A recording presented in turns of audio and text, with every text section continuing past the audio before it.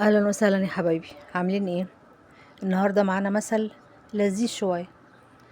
المثل بيقول: طول ما البصل ما ينفعش يتعمل مربى، اوعى تتوقع من قليل الاصل انه يتربى. وده من الامثال المصريه القويه اللي فيها حكمه وتجربه مريره في التعامل مع الناس. هنتكلم الاول عن الجزء البصل. طول ما البصل ما ينفعش يتعمل مربى. البصل بطبيعته لاذع وحاد، ومهما حاولت تحليه أو تغير طعمه عمره ما هيبقى زي الفواكه اللي بيتعمل منها المربى. المقصود هنا ايه؟ ان في طباع ما بتتغيرش مهما حاولت، وده للأسف ناس متعبين جدا.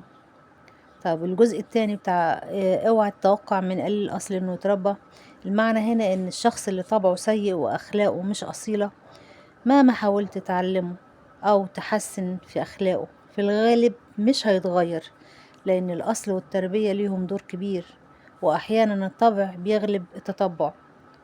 والمثل بيحذرنا إننا ما نضيعش وقتنا أو طاقتنا مع ناس مش هيتغيروا، وأخلاقهم مش هتتبدل حتى لو اتحطوا في أحسن بيئة.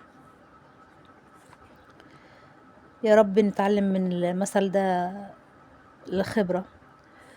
كانت معاكم جدة ملك اللي بتحبكم، ومستنية رأيكم مستنية رأيكم اللي يهمني أن نعرفه، ويسعدني اشتراككم في القناة ودوسوا لايك، وسلام يا أغلى الناس.